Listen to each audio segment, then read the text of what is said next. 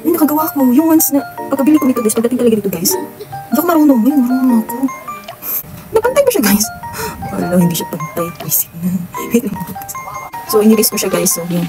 Nakuha ko na siya kung paano. Wait, ayusin ka. Nagpupot talaga siya guys. Alcohol to ah. Nagpupot siya. Hello guys. So, may share pala ako sa inyo guys. Itong guys. May share pala ako sa inyo guys kung paano ba maglagay ng eyeliner dito sa mata nyo. Eh ako naman po, hindi ko rin alam. Ito pa siya kabisado. Practice pa lang ako. Bumili ako nito guys. Ito sa akin guys, pero hindi ko pa din siya nagamit. Kasi nag-try ako once is naglagay talaga ako dito pero hindi talaga siya magpantay guys. Kung sa ibang babae naman po nagpapantay, pero sa akin hindi ko alam. So, ang kaibahan lang po to is dalawa siya. This side is parang stamped siya, no?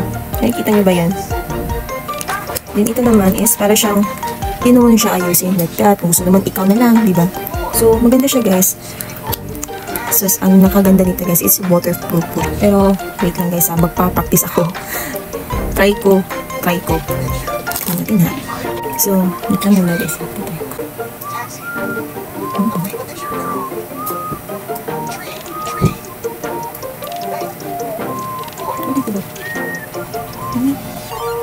Parang kong tanga. Saan ko ba yan guys? Minsan, bigla ito. Ayusin ko lang. Wait, ay. Tama ba yung pagkalaki ko guys? Di ba ang cute niya? Inayos ko niyang ganyan guys kasi hindi kasi dito pantay eh. So, ito naman. Ay, nakagawa ko. Yung once na pagkabili ko nito guys, pagdating talaga dito guys, hindi ako marunong. Ngayon, marunong ako. Yeah! Ang ganda niya, promise. So, lagyan din natin sa kabila. Nagpantay ba siya, guys? Ala, hindi siya pantay. Crazy. Wait lang mo. So, inirase ko siya, guys. So, yan. Nakuha ko na siya kung paano. Wait, ayusin ka. Ito na lang ito. Kung kita nyo yun, guys. So, lagyan natin dyan. So, dito na ako sa kulay sa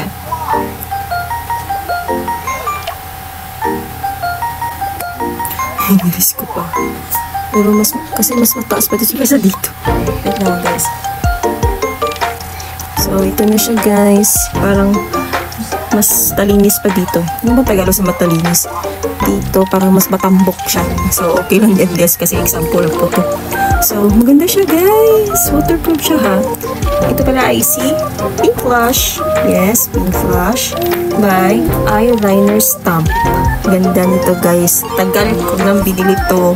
Ngayon ko lang siya na-try at i-share sa inyo. Hindi kasi ako ma-makeup eh. Pag may lakad ako, simple lang yung itsura ko eh. Kasi simple lang ng arte, ng ganito. Naninibago ako. So, try natin kung waterproof pa siya. Okay?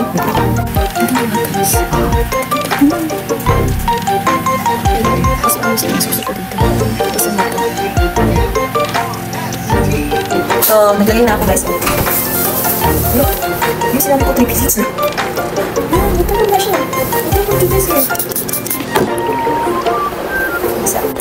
Waterproof talaga siya guys. Alcohol to ha. Nakapos pa ito siya. So, dito. Mas maganda dito paglalagay ko. Kaysa dito. Dito. So, waterproof din siya guys. Nilalablab ko na yan guys. Saan ka pa? So, okay, Pink Flush na yan. So, dito guys. Check on my yellow basket here. Down here. So, at the card na.